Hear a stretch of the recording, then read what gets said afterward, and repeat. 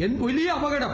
പല സ്ഥലത്തും നമ്മൾ കേട്ടിട്ടുള്ള, പല വാർത്തകളിൽ കേട്ടിട്ടുള്ള ഏത് അപകടത്തിനും സാധ്യതയുണ്ടായിരുന്നു. ദേവസ്വം ബോർഡിന്റെ ഇപ്പോഴത്തെ പ്രസിഡന്റ്, അദ്ദേഹം 4 ദിവസങ്ങളിൽ വന്നിട്ട് അദ്ദേഹം പറയാണ് ഭയാനകമായ സ്ഥിതിയാണ്, ഇതിനു മുൻപ് ഒരു തയ്യാറെടുപ്പും നടത്തിയിട്ടില്ല എന്നാണ്. അതിന് ദേവസ്വം മന്ത്രി പറഞ്ഞത് എന്താ?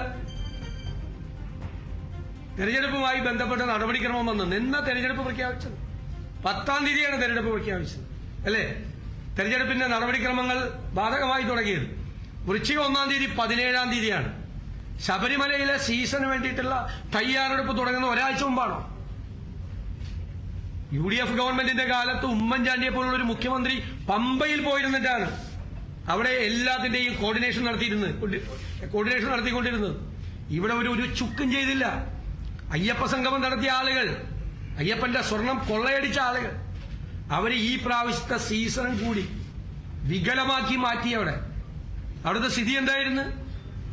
അവിടെ വലിയ ക്യൂ ആണ്. 10-15 മണിക്കൂർ നീണ്ടു നിൽക്കുന്ന ക്യൂ നിയന്ത്രിക്കാൻ സംവിധാനമില്ല.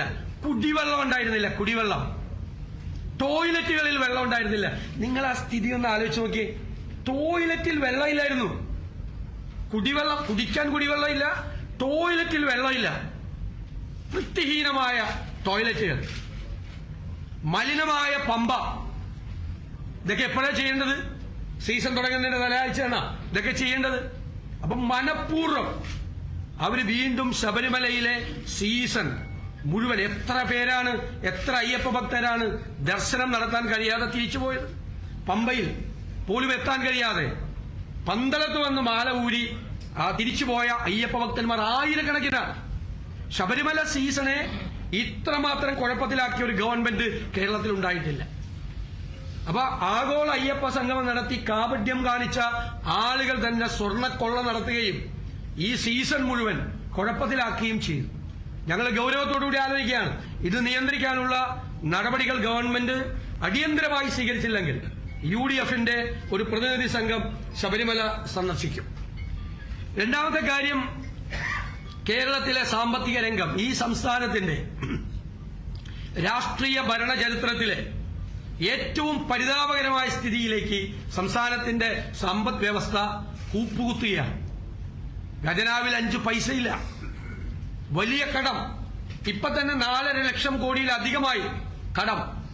അതുകൂടാതെ 20,000 കോടി രൂപ കിഫ്ബിയുടെ കടം, 13,000 കോടി രൂപ പെൻഷൻ കമ്പനിയുടെ കടം, അത് 33,000 കോടിയായി.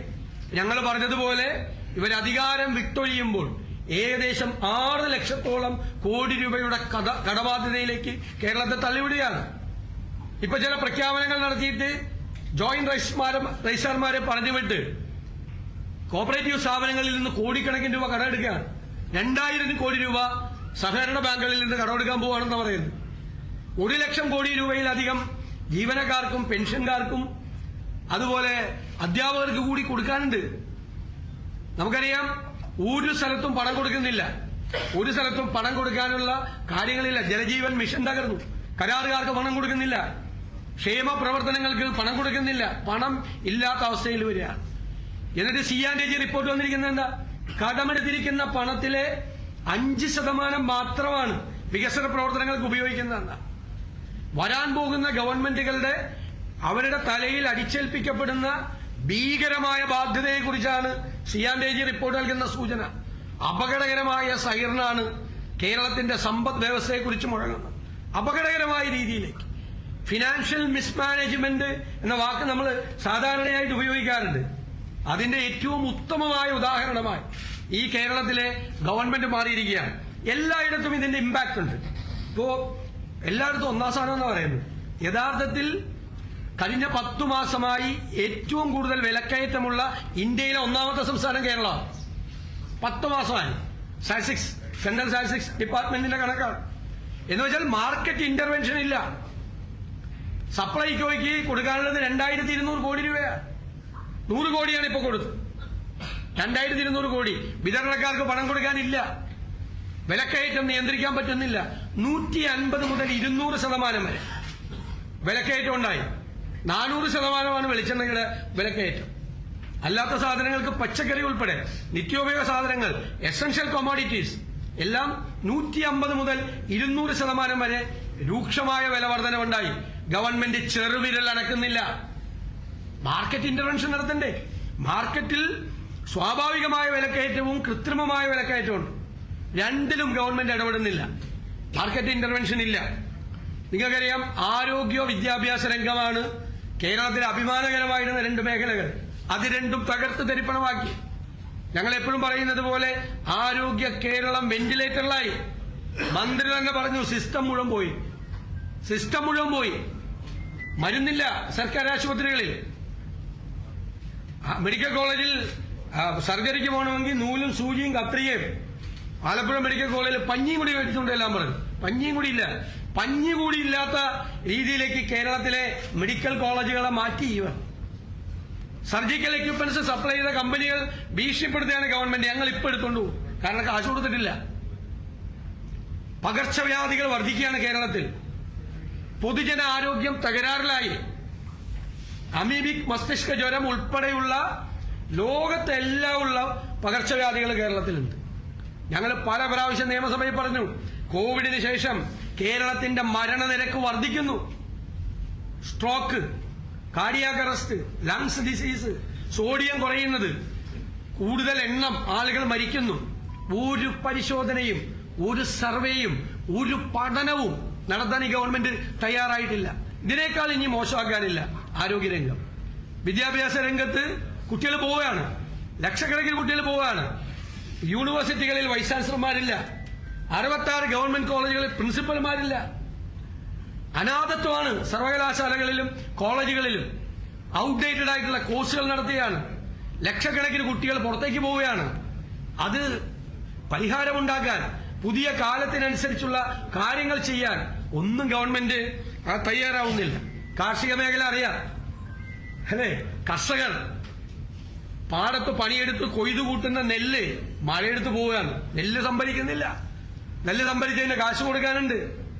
നെല്ല് സംഭരിക്കുന്നില്ല. നാളികേര സംഭരണം നടക്കുന്നില്ല. റബ്ബറിന്റെ തകർച്ചയാണ്, റബ്ബർ കൃഷിയുടെ തകർച്ചയാണ്. പ്ലാന്റേഷനുകൾ മുഴുവൻ പൂട്ടിക്കിടക്കുകയാണ്. ഇത്രമാത്രം തകർച്ച കേരളത്തിലെ കാർഷിക മേഖലയിൽ ഏത് കാലത്തുണ്ടായിട്ടുണ്ട്? ചോദ്യത്തിന് മറുപടി പറയണ്ടേ? ഏത് കാലത്ത് കാർഷിക മേഖലയിൽ ഇത്രയും തകർച്ച ഉണ്ടായിട്ടുണ്ട്? കൃഷിയിൽ നിന്ന് ആളുകൾ പിന്മാറുകയാണ്. 10,000-കണക്കിന് ആളുകൾ. അടുത്ത തലമുറ പോലും കൃഷിയിലേക്ക് വരുന്നില്ല. തരിശായി കിടക്കുകയാണ്. റബ്ബർ എസ്റ്റേറ്റുകൾ കൂടി പോകുമ്പോൾ മൂടിക്കിടക്കുകയാണ്. കാട് കയറി കിടക്കുകയാണ് റബ്ബർ കൃഷി ഇടങ്ങൾ, സ്ഥലങ്ങൾ. അത്രമാത്രം ദുരിതപൂർണമായി. തീരപ്രദേശത്ത് വറുതിയാണ്, പട്ടിണിയാണ്. കാലാവസ്ഥാ വ്യതിയാനം കൊണ്ട് ഉണ്ടായിരിക്കുന്ന ഇരകളെ പുനരധിവസിപ്പിക്കാനുള്ള സംവിധാനമില്ല. ഉമ്മൻചാണ്ടി ഗവൺമെന്റ് ഭരിക്കുമ്പോൾ 40 രൂപ മണ്ണെണ്ണയ്ക്ക് 25 രൂപ സബ്സിഡി കൊടുത്തു. ഇപ്പോൾ 140 രൂപയായി ഓപ്പൺ മാർക്കറ്റിൽ മണ്ണെണ്ണയ്ക്ക്. പണ്ട് കൊടുത്തിരുന്ന 25 രൂപയെന്ന് 1 രൂപ കൂട്ടിയില്ലാന്ന് മാത്രമല്ല, പണ്ട് കൊടുത്തിരുന്ന 25 രൂപ സബ്സിഡി പോലും ഇപ്പോൾ കൊടുക്കുന്നില്ല. മത്സ്യ ലഭ്യത കുറഞ്ഞു.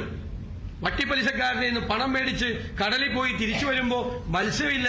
പണം കൊടുക്കാൻ വേണ്ടി വട്ടിപ്പലിശക്കാരൻ കാത്തു നിൽക്കുന്ന സ്ഥിതിയാണ്. ഭവന നിർമ്മാണ മത്സ്യത്തൊഴിലാളികളുടെ, പട്ടികജാതി പട്ടികവർഗക്കാരുടെ ഭവന നിർമ്മാണ പദ്ധതികൾ തകർന്നു. അതിനു മുമ്പ് 5 വർഷക്കാലം ഉമ്മൻചാണ്ടി സർക്കാർ ചെയ്ത വീടുകളുടെ എണ്ണവും ഇവര് 10 വർഷം ചെയ്ത വീടുകളുടെ എണ്ണവും നിങ്ങൾ ഈ മേഖലയിൽ താരതമ്യപ്പെടുത്തി നോക്ക്. കണക്കുണ്ടല്ലോ, അസംബ്ലിയിൽ തന്നെ കണക്കുണ്ടല്ലോ. അത് തകർന്നു. ആ രംഗം മുഴുവൻ തകർന്നു. കേരളം അതുപോലെ കാർഷിക മേഖലയിൽ വന്യജീവി ആക്രമണം ഒന്നും ചെയ്യുന്നില്ല. ചെറുവിരൽ അനക്കുന്നില്ല. വിധിക്ക് വിട്ടുകൊടുത്തിരിക്കുകയാണ്. എത്ര പേരാണ് മരിക്കുന്നത്? കൃഷി മുഴുവൻ തകർന്നു. ആനകേറിയും പന്നി മലത്തിയും എല്ലാം തകർന്നു.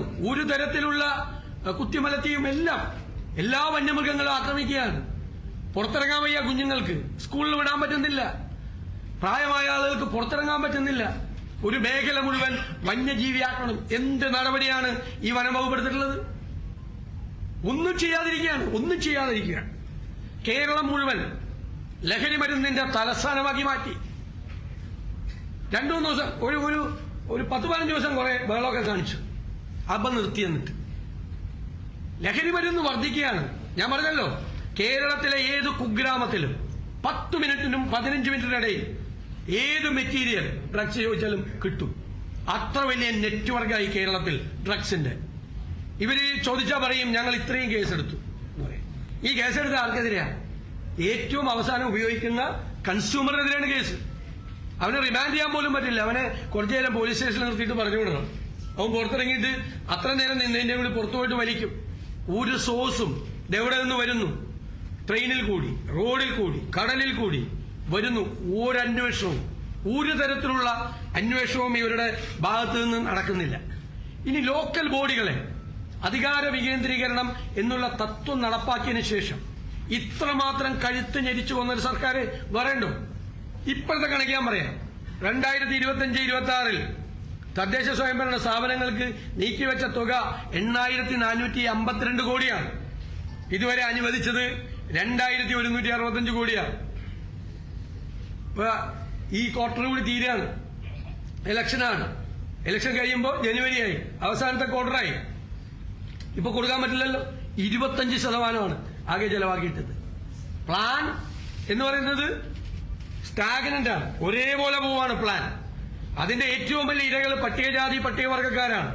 പ്ലാൻ വർദ്ധിച്ചാൽ മാത്രമേണ് അവരുടെ 10%-ഉം 2%-ഉം കൂടിയിട്ട് അവരുടെ തുക വർദ്ധിക്കും. എന്നിട്ട് പ്ലാൻ ഫണ്ടിൽ നിന്നും വ്യാപകമായ വെട്ടിക്കുറവുകളാണ്. 500 കോടി പട്ടികജാതിക്കാരുടെയും 112 കോടി പട്ടികവർഗക്കാരുടെയും വെട്ടിക്കുറച്ചു. പ്ലാന്റെ സൈസ് തന്നെ വലുതാവുന്നില്ല. സാധാരണ ഓരോ ഗവൺമെന്റുകളും വരുമ്പോൾ അവർ വന്നപ്പോൾ മുതൽ 5 കൊല്ലം പൂർത്തിയാക്കുമ്പോൾ പ്ലാനിന്റെ സൈസ് ഒരു 30% മുതൽ 50% വരെ വർദ്ധിക്കും. ഇത് പ്ലാൻ വർദ്ധിക്കുന്നില്ല, പ്ലാൻ ഇല്ല യഥാർത്ഥത്തിൽ. എന്നിട്ട് ആ പ്ലാൻ തന്നെ വലിയ ശതമാനം തുക കട്ട് ചെയ്ത് കളയാണ്. അപ്പൊ എന്താണ് എക്സ്പെൻഡിച്ചർ എന്ന് പറയുന്നത്? എന്താണ് ഈ സ്റ്റേറ്റിന്റെ സ്ഥിതി? ഈ സ്റ്റേറ്റ് എങ്ങോട്ടാണ് പോകുന്നത്? അപകടകരമായ നിലയിൽ ഈ സംസ്ഥാനത്ത് ഇടിച്ചെത്തിരിക്കുകയാണ്. എന്നിട്ട് 3 ഇൻസ്റ്റാൾമെന്റ് ആയിട്ട് ലോക്കൽ ബോഡിക്ക് പൈസ കൊടുക്കണം. കഴിഞ്ഞ പോലെ ആദ്യത്തെ കൊടുത്തു, രണ്ടാമത്തത് ഓഗസ്റ്റിൽ കൊടുക്കേണ്ടത് ഡിസംബറിൽ കൊടുത്തു. ഡിസംബറിൽ കൊടുത്തതിന്റെ പിറ്റേ ദിവസം ട്രഷറിയിൽ നിയന്ത്രണം, 5 ലക്ഷത്തിൽ കൂടുതൽ മാറാൻ പറ്റില്ല. ഈ കൊടുത്തത് വെറുതെ, കൊടുത്തത് കടലാസിലായി. 3ാം ഗഡു കൊടുത്തത് മാർച്ച് 23-ാം തീയതി. 23-ാം തീയതി കൊടുത്തു, സന്തോഷമായി. അപ്പൊ 22-ാം തീയതി ട്രഷറി അടച്ചു.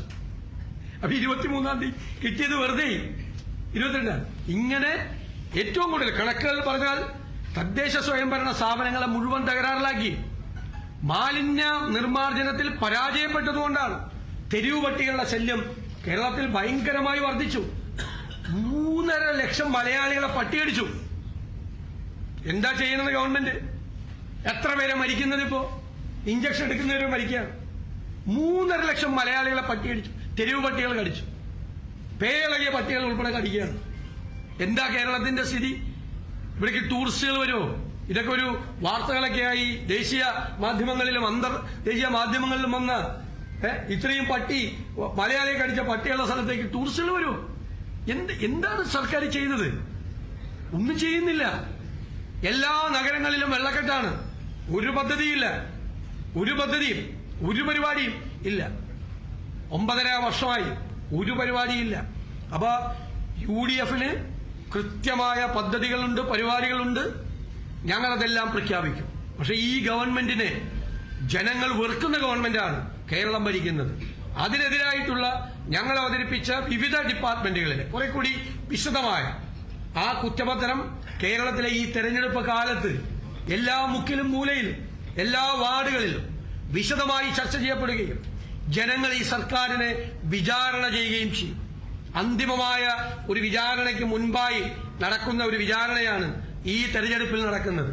കേരളത്തിലെ തദ്ദേശ സ്വയംഭരണ സ്ഥാപനങ്ങൾക്ക് നല്ല രീതിയിൽ പ്രവർത്തിക്കാൻ വേണ്ടി ഉജ്ജ്വലമായ വിജയം ഐക്യ ജനാധിപത്യ മുന്നണിക്ക് ഈ തെരഞ്ഞെടുപ്പിൽ ഉണ്ടാകും എന്നാണ് ഞങ്ങളുടെ പൂർണ്ണമായ വിശ്വാസം.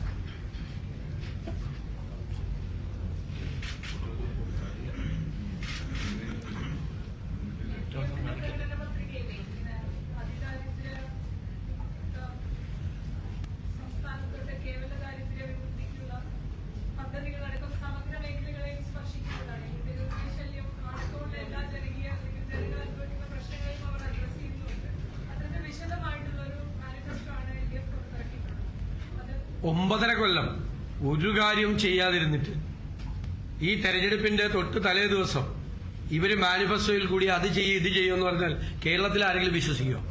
എനിക്കൊരു ചോദ്യമുണ്ട്, മറുചോദ്യം.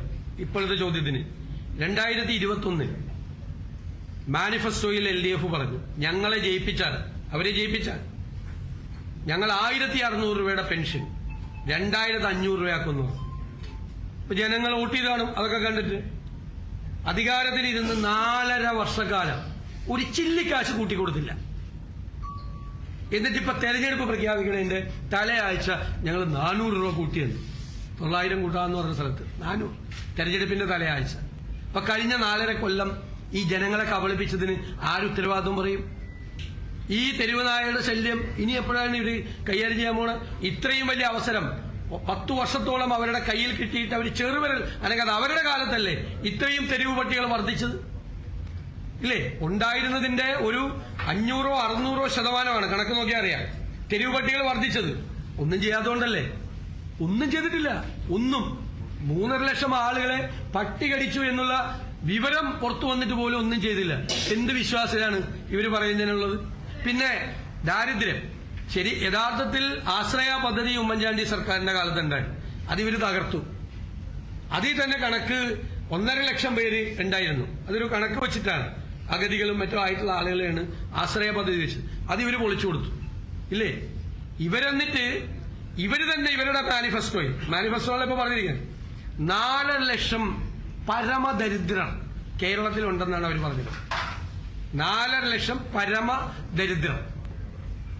കേന്ദ്ര ഗവൺമെന്റ് പറയുന്നു ദരിദ്രരിൽ അതീവ ദരിദ്രരായിട്ടുള്ള ആളുകൾ 5,95,000 പേരുണ്ടെന്ന്. പിന്നെ ഈ 64,000 പേരിലേക്ക് എങ്ങനെയാണ് ചുരുങ്ങിയത്? നിങ്ങൾ തന്നെ എല്ലാ മാധ്യമങ്ങളും അതീവ ദരിദ്രരായ, അല്ലെങ്കിൽ എന്ത് വാക്കുപയോഗിച്ചു, പരമദരിദ്രരായ, സർക്കാർ പ്രഖ്യാപിച്ചതൊന്നും ചെയ്തില്ല. സർക്കാർ ഒരു പരാജയമാണ്.